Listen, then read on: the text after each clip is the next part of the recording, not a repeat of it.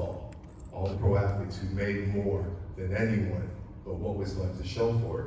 And a lot of the time, their legacy was their life. The great Muhammad Ali, a great mentor of mine, his legacy wasn't one of the money. His legacy was what he gave back to society. So this little glove you bring up to me represents my foundation, a trade skill, a craft, and using that to build a brand and a legacy for your future. So that's my introduction. Thank you very much, George. I'm Rachel Hawkins. I own Angler Insurance out of Shelton, Washington, and I specialize in working with employers and taking them from fully insured health plans, teaching them how to go self-funded. And I primarily do that through medical captives based off of the type of size of groups that I'm working with. And I brought these from back in the day, some kickboxing and things like that. They're used too. I felt that's real power in there. But I enjoyed this session, and we've had a chance to catch up and collaborate. And I thought it was important for a lot of you that are in the room today. You're in this insurance industry or financial industry, and with George Foreman IV, we're going to kind of talk about in today's session growing up with Foreman, some lessons from the ring to where he is today in his financial career, and also with that, some takeaways of insights to success. So, George, why don't you start the crowd and the audience, starting from the beginning, what it was like to grow up a Foreman and your dad being the original George Foreman. I saw a photo of myself when I was about 2 years old in a diaper in Sports Illustrated. And well, that's an interesting place to first see yourself at 2 years old, right? As a grown man, like, oh wow. But my life was very polarized before social media, but I feel like everyone knew about George Foreman IV before George Foreman IV knew about George Foreman or the rest of the world. So I was maybe 16 years old until I realized that, wait, you guys know who my dad is? I thought my father was an accident. He would wake up at about 4 a.m., put on boots, disappear, and come back in the evening around 6 p.m. Maybe come back at lunch, take a power nap, but all he did was cut trees. That's all he did, all the time. And sometimes he'd spar, sometimes he'd watch lots of film. He worked for HBO a little bit, but I thought he was an accident. Legitimately, all he did was cut trees. And then my mom would never let us go to the fights. That was a rule. My dad was convinced that if he ever, he lost a fight to Muhammad Ali in the 70s, and he made a deal with himself. If I ever lose a fight, it'll be from a decision on my feet or dead.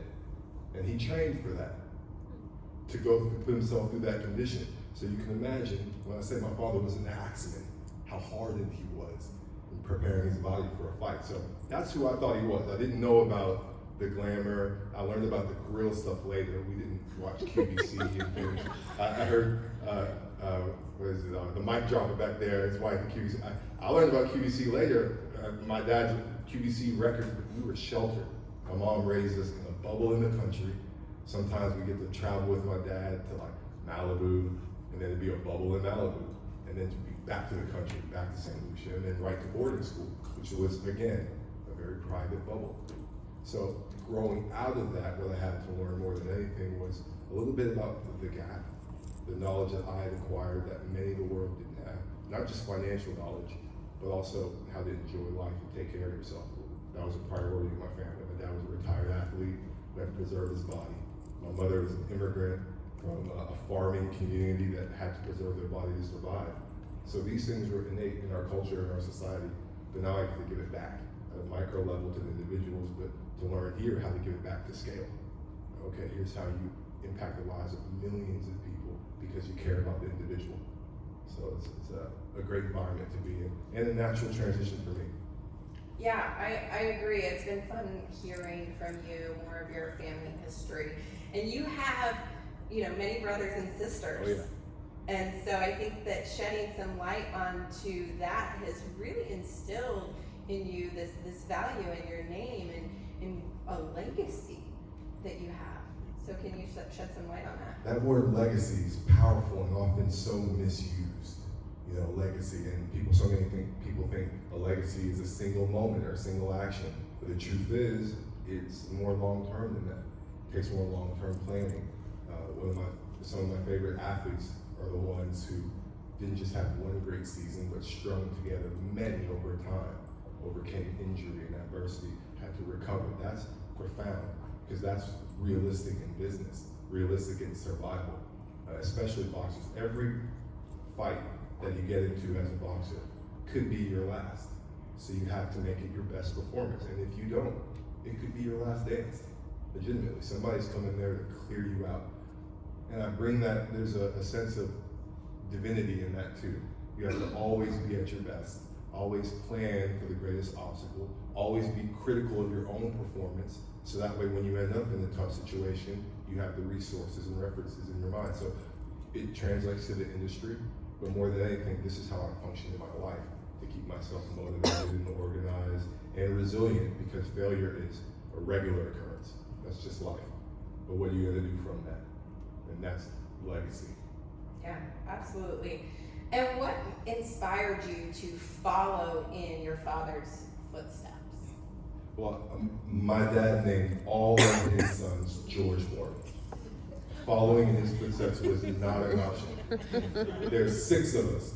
My dad is number 1, and he has 5 sons, all with the same name. So you can imagine, a letter comes home, or a call comes home. We had some trouble with George at school today, and nobody knows who's George. Come on, that's weird. I wonder who that was. So we all had to maintain and support each other. We all walked in each other's footsteps. I walked in here today, and I got the most warm greeting from somebody who thought I was my brother. He could have been out here to stab me because of what my brother did, But my brother's a good guy, thank God. And that's what my dad calls more than anything. He's like, you know what, I give you this name. If you behave poorly, you change your ways, you change your name, period.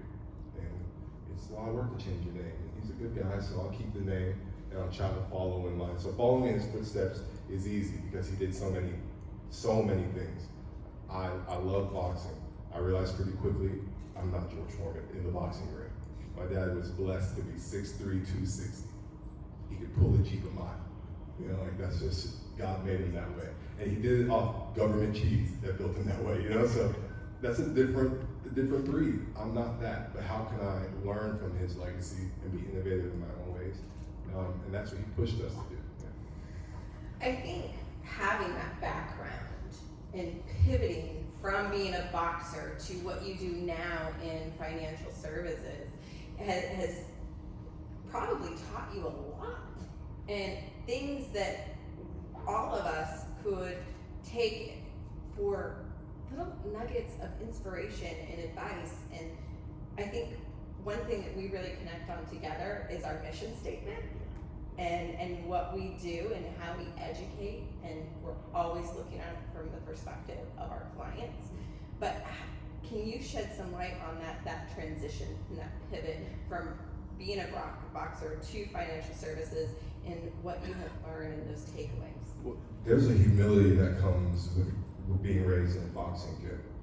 And that is that you always respect your elders, not only because they can beat you up legitimately, but because you're taught in that environment to cherish the wisdom of those who have done it before, so that way when you get in the ring, you really have them in your corner, literally, sometimes. So I grew up with that mentality toward my elders, toward those always looking to be shadowed by someone who knows more than me, which happens a lot. But I think there's a humility that comes with that. I'm never too high in my environment to dumb down, or at least shut my mouth and learn.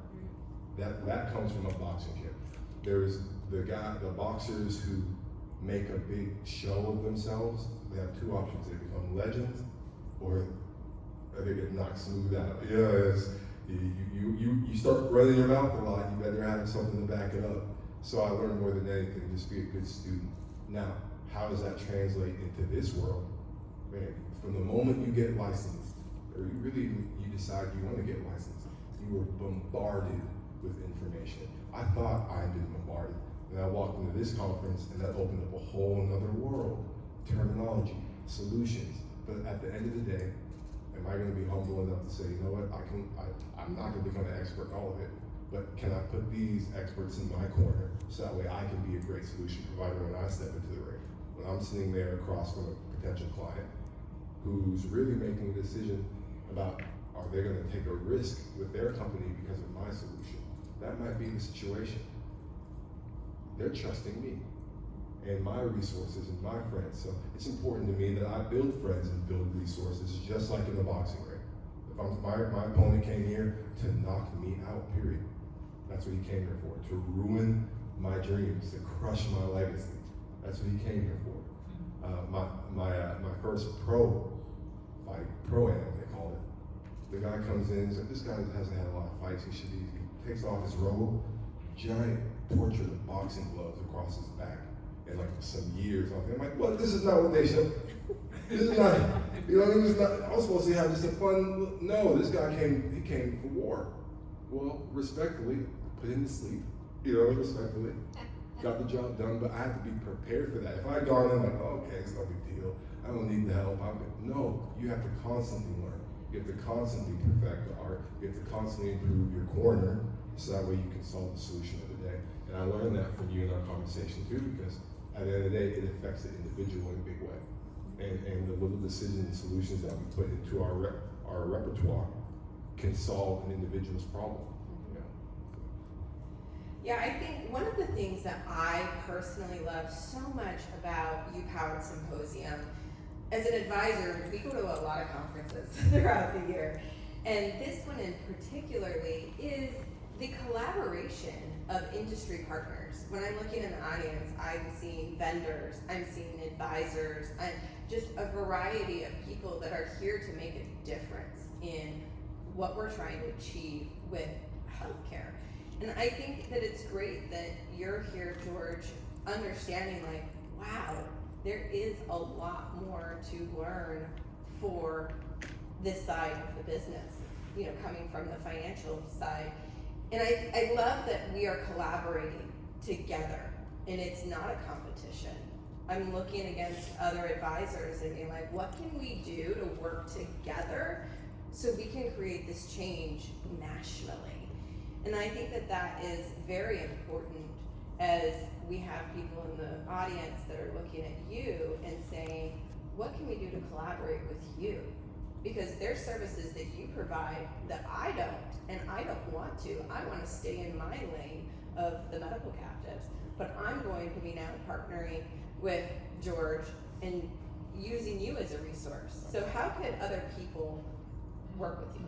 Well, I think everything goes back to what we do should be benefiting at the individual level. And if it doesn't, at the end of the day, we say in the business world, we do these joint ventures, and we say always create win-win scenarios with your partner. And that means letting people know that these intricate proposals, this is not win-win for me. How do I make this win-win for me too, and you? And leading with these things. Well, I think in our world on the finance side, we're so eager to get the returns and guarantee benefits and guarantee minimums and manage your executive portfolios. Sometimes we forget that this executive we're talking about, this innovator, this entrepreneur we're talking about, has people at home to manage in their business, and before they make major financial decisions for themselves, they think about others first. So are we building those solutions for managing their healthcare budget? Little things like that. And knowing that our business is not just about giving you great returns as the executive, but also making your job better on the HR side, or on the people management side of your business. That's exciting for me. And being able to have that conversation at a more expansive level. So from the finance side, that excites me about this conference. Is saying, now I'm talking to executives, not just about, hey, are you planning for your retirement, but also, are you planning for your employees to be well cared for in your absence when you leave? Things like that are innovative. Yeah, and you take that a step farther. For those of you that don't know, George has 3 kids. And so when we tie this all together from your vision and your mission of the financial side, and then talking about legacy and what you're leaving behind, it's very important. I think I'm also a mom, and our children, and what we're going to be setting this foundation for their future is great. I'm curious as to, from your perspective, what do you want to be known for? I've got a passion recently There's a big wave conversation about efficiency and optimization. And I think very often we put human decency second to efficiency. So I would like to be an advocate for human decency, not at the sake of efficiency, but incorporate both. Very often we talk in business that you don't have, it's not always and or, you can have both. Well, I think you can have both human decency and efficiency. But as Americans, we can set the standard. United States Americans, US citizens, we can set a standard for the rest of the world to see. It's like, oh, you can be efficient and set a high standard. You can do both those things. I like to be an advocate for that from an innovative standpoint. There are a lot of great innovative solutions that I see here that need to be brought to small businesses. So that way they can be innovative and efficient, but also care for the individual. So I'd like to be an advocate for that on all levels. I've fallen in love with fintech as an advisor. So part of my future will be developing financial solutions that work to scale for forgotten parts of our society, who clearly are millions. We talk about are underprivileged and underserved and underbanked. These things excite me, but it all comes back to how do I make life better for the individual, and then scaling that up. You know, another thing when we talk about what you want to be known for is also you have a nickname called Big Wheel. And I think that trying to differentiate yourself between you and your brothers all having the same name, George Foreman, that also gives you your own identity. Can you elaborate on how you got that nickname and what that means to you? Because when you take that ownership of like, this is who I am, a lot feeds from that also into business and what we do. I think a lot of times when we are working in the industry, a good friend of mine that I know a lot of you guys know, Andy Neary, he has a little thing that he says is, do you believe what I believe? And I think a lot of that comes back to who you are as a person and having that name, Big Wheel. So can you elaborate on that? So the name Big Wheel is a great American name. You know, it is. A lot of people don't know. But if you had grown up in Marshall, Texas, which is an ancient Texan city, predates America, you would know that name Big Wheel and what it represents. I inherited that name from my great-grandfather. And I had to be something else because there were so many other Georges, but the name Big Wheel was kind of in the family. So my dad said I came out of the womb screaming. The doctor didn't need to slap or anything. And when it happened, my mom got scared and wouldn't touch it. She's like, what the heck is this thing that came out? So my dad was like, wrapped me up, did one thing. He's like, this is the Big Wheel. And I have the name from birth. So it was my individual path, but also kind of predestined. I definitely feel, so the Big Wheel was named after him in my family. He had 8 daughters and a son. Son got in trouble with the law, had to skip town. This was before Jim Crow, so basically you got in trouble, you just skip state, and then you start over. But anyway, Big Wheel raised these daughters. And because he had all daughters, he had to raise them to become farmers. He owned his own land, but he had to be a sharecropper. So he worked his daughters, and they became like a regional draw. People would come from around to see these young girls work the field. They'd work the mule, plow, cut lumber, build cross ties, do all these incredible things. Well, when fast forward to the 1950s and the great revolution of American industry, Texan industry, and they all moved to Houston. And then Big Wheel's great daughters come into Houston, Texas, and now the legacy of the Big Wheel is all those daughters made hundreds of Texans who were scattered across from Houston, California, Maine. We're all over Big Wheel's children. We are a great American legacy. Now, what are we going to do with that? He didn't have much money at all. It wasn't about money, but here he is, so wealthy, and his legacy scattered across the country, this great American. Now, what are we going to do with the opportunity? We have a chance to build it up another level. And that is where I think about wealth. So we have all these legacies, these children, these great Americans. How are we going to elevate and not go down from what Big Wheel established? He owned his land, was blessed with these daughters. Now he built this ecosystem now of people that will continue, but how are we gonna build and add on to what greatness he built and left us with? It wasn't money. He didn't leave us with $1, but he left us with something greater. Now, how are we gonna turn that and make that the next great thing in American history? That's the story of Big Wheel to me. I love that background, and I think it has a lot to actually tie into healthcare and a lot of what our mission is and what we're trying to achieve also on the financial services side is we see that there's issues that are going on and we're all here to work together to try to solve these. And by sometimes we start with nothing, but we inspire each other. And that's important to be like, okay, there is a way that we can get from here to there and we can do it together and side by side, and we can make change and we can make a difference. And I think a lot of times it is people sharing stories. You don't know what you don't know. And by understanding that there is another way that we can reach these goals is very important. And I think maybe from all of these different times in your life, it wasn't just boxing that was a part of who you are in sports. You also played football. And I think sometimes sports teach you how to be better in business and how to approach situations from a different perspective.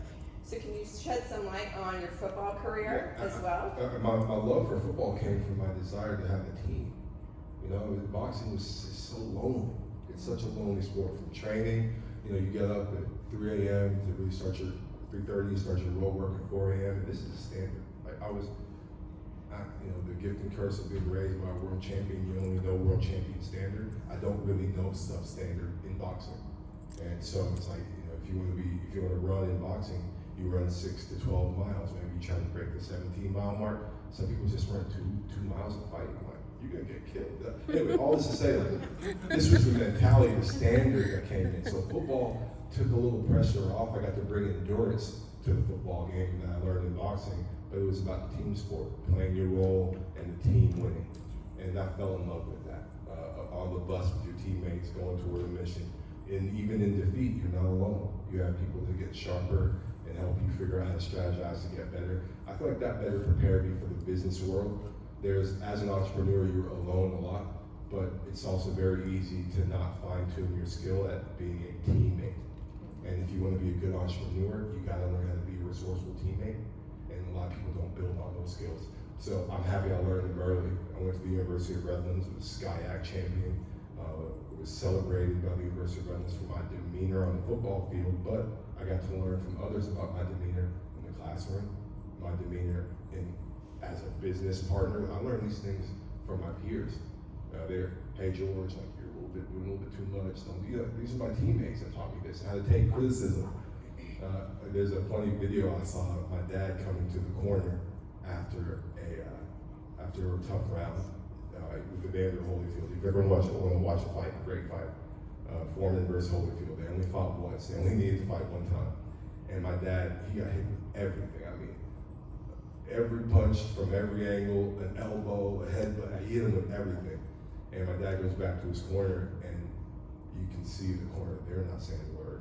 Like, what advice do you give to somebody? Like, I don't know. And beyond that, now I know my dad, they're probably scared. My dad was a tycoon of a businessman, but you could not be a detractor. You had faith in the mission, you stayed at home.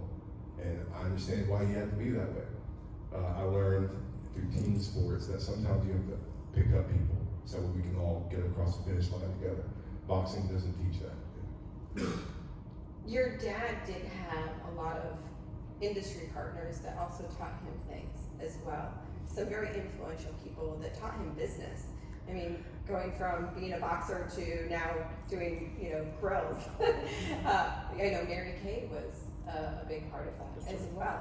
So what business sides did you learn from your father that are key traits into other business owners that I can take from that? Being a boxer, I think George became an American idol. So a lot of entrepreneurs and business people were inspired by his story, coming back to the game late, odds against you, and becoming a world champion, believing in yourself. So that really married him to the business entrepreneurship world. And a lot of those great motivational speakers and business people and CEOs, they just wanted to sit next to him for a moment. Just maybe touch his glove for a minute and get that motivation. Hey, my business might go under if I don't make a drastic move. Let me bring George in just for me. You know, and you see it. They get to the VIP rooms and everybody's there, and then you see the CEO. Get a hug from George, and then, okay, walk back out. But they needed to feel like, I can do it. I can do it. It's tough, it's hard, but I believe in myself. I can make that sales goal.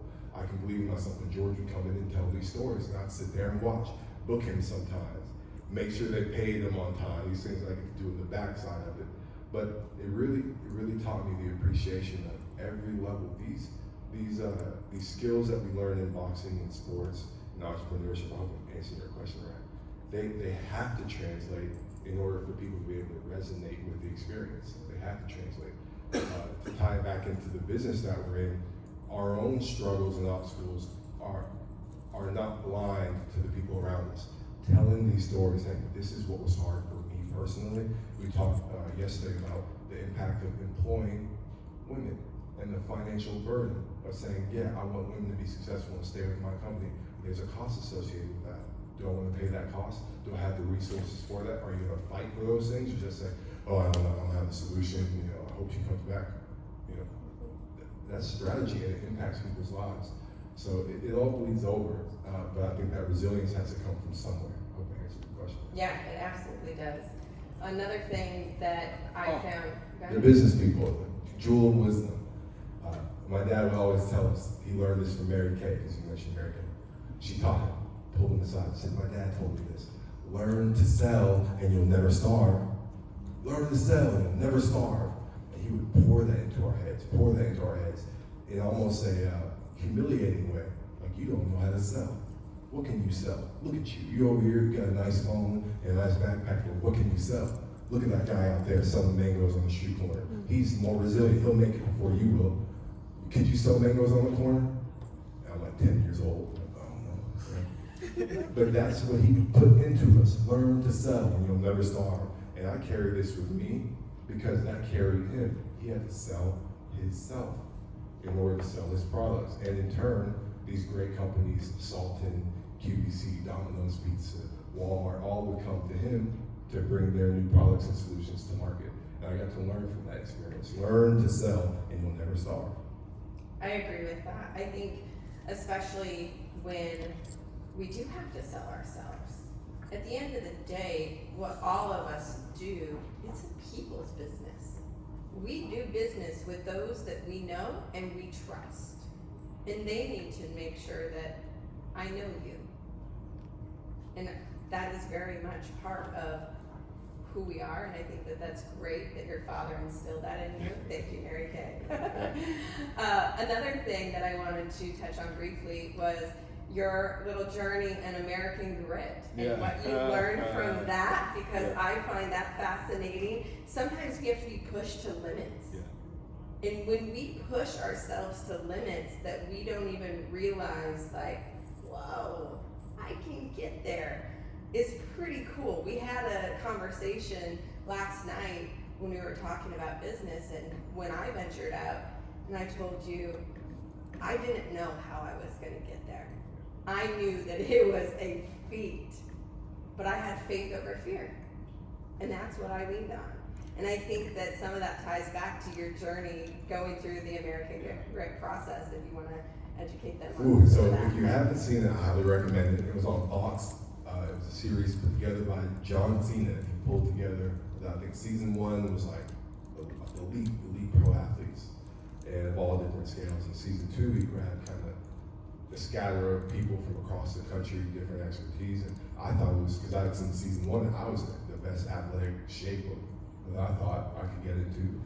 Run 6 miles, do, push-ups all as long as I need to, sleep, 4 hour kind of in prep for American Grit, I like do 4 hours of sleep a night and then crash after 3 days. But no, I kind of, basically show hard yourself in preparation. I had no idea what I was getting myself into, but I knew there was a $250,000 prize, so I figured it out. Well, when I got there, I'm not going to spoil the show, definitely worth checking out. I found out more than anything, resilience is mental. And you will beat yourself before any obstacle that could beat you can ever form. You will defeat yourself in your mind before anything can form up that can defeat you. Matter of fact, there's even a saying in the song, no weapon formed against me shall prosper. And we say that and we sing these things, but then the greatest weapon in your way is actually your own mind. So American Grit helped me overcome some of those obstacles and learn that I'm my biggest opponent. And if I can beat me, I can beat anyone. And that's my American Grit story. Now, go check it out. I didn't win the $250,000, so don't ask me for any money before we leave here. But I learned, I made some great friends. I learned kind of what I wanted to do with my life. I realized I wanted to be an operations and production person. I want to bring great solutions to the world. I don't want to be on camera and talent. Well, I don't mind doing that, but there's more to me than that. And I want to be able to show all those aspects of myself and not be pigeonholed into a boxing ring or pigeonholed into being in front of the lights when there's more that I want to achieve. I think that that's a great way to kind of wrap this session up. Is there anything else that you want to share before we open it up for Q&A? No, I think, my family has been, from an early stage, my dad went to Great Barriers. He came from nothingness in Houston. I mean, a poverty line. He used to show us so we know it still existed in the world. And became, through a trade skill, became a millionaire. And one of the first men to bring a $5 million check back to Houston, Texas. And not through oil money either. So he broke barriers. But he wanted to teach us that we must constantly be innovative. Don't lean on any accomplishments from the past. You always have to build yourself new and start over. You have to, actually. You really have to. So that's a part of my life. I'm open and always looking to build partnerships, connect great people, and bring innovative solutions to the market. That's my passion. And I'm always looking to do that in different industries. So I welcome all conversation, opportunity, and growth in that arena as well. And I think that you're in the right place for that. Amen. I mean, this is a great place for innovation and collaboration. So I think we have barriers in our healthcare system, and I love that you are working with us to get through those and knock them down. So right now we're going to open up for Q&A. Please raise your hand so we can have a mic come around so we can listen to you. I'm going to be the referee for this, so please keep your questions above the belt. Okay, Reed has a question. Can we get him a mic so we can make sure that it's heard? My pre-question is, what are your 3 kids' names? So very good. My girls are Layla and Love, but I have one son, George Foreman the 7th, and I have a nephew, George Foreman the 8th, who's named after my son. My son's named after my little brother, who is the 6th. It's chaotic, but lots of George Foreman. Yeah. My full question was going to be, as in the financial planning space, when you look at entrepreneurs, what is that basic advice or that most common issue that you see entrepreneurs deal with? And what's your advice to them on a financial planning side? This has been my greatest burden. I grew up on a farm, and I learned kind of the humility of dealing with farms. Is you have to really start at the foundation if you ever want to grow anything of any value. You want to have a great crew of horses. You got to take really good care of the young female horses. Otherwise you're wasting your time. Oh, I want studs. You're wasting your time. I'll get to it. I know it's a long answer, but I think for entrepreneurs in their financial world, you got to start with your savings. If you don't build aggressively in building up a savings and reserve, all of the great solutions ahead are not even available to you. They're not sustainable because you lose a client, you lose a solution.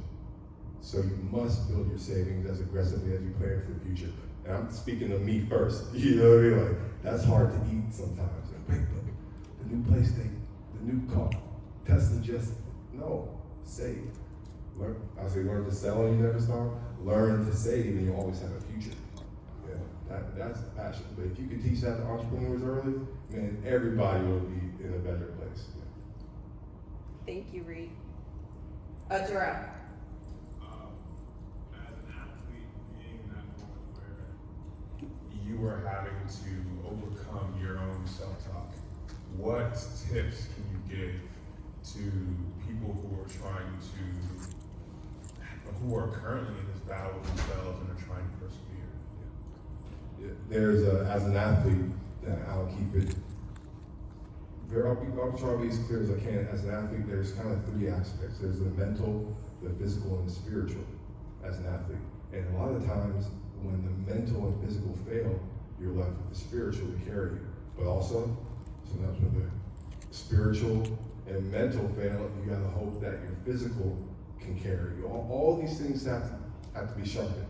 And I think the mistake that a lot of athletes make is sometimes they're mentally strong, and even they're physically strong, but you're not spiritually strong. So when you get that blowout, the Achilles tear, for me it was traumatic brain injury, and you can't play. I used to sit, doctor said, hey, if you keep playing the way that you play, a lot of guys play with their arms, with their hands, with their knees and feet. I played with my face. That's where I was taught. So the doctor said, hey, if you keep playing the way you're going, you're not gonna remember your kids' names when you have them. You're gonna have slurred speech, your dexterity. And I was like, ooh, that's not what I wanted to hear. Why did you tell me these things, you know? Like, just give me the painkillers and just let me play. But I knew the truth. So was I spiritually strong enough to say, okay, walk away from this sport and focus on other aspects with the same passion? That took spiritual strength. And, you know, saying, okay, they're taking these painkillers to kind of function, but maybe there's a better alternative than some of these things. That took spiritual strength. When your brain hurts and you can't listen to people, and you have to wear sunglasses indoors, and you have to tell yourself, there's a better option than this. I don't have to feel like I'm living in the third person with my pain. I can find, that took faith. And I recommend a lot of athletes, like the same way you work on your physical, work on your mental. The same way you work on your mental, you work on your faith. Because that's what's gonna carry you through when your knees blow out, and when you're making sacrificial decisions about your mental health. You have to have faith that, you know, hey, I'm gonna make it through this situation, or make it through this injury recovery. So you gotta focus on all three. Thank you. Any other questions? Oh, very back.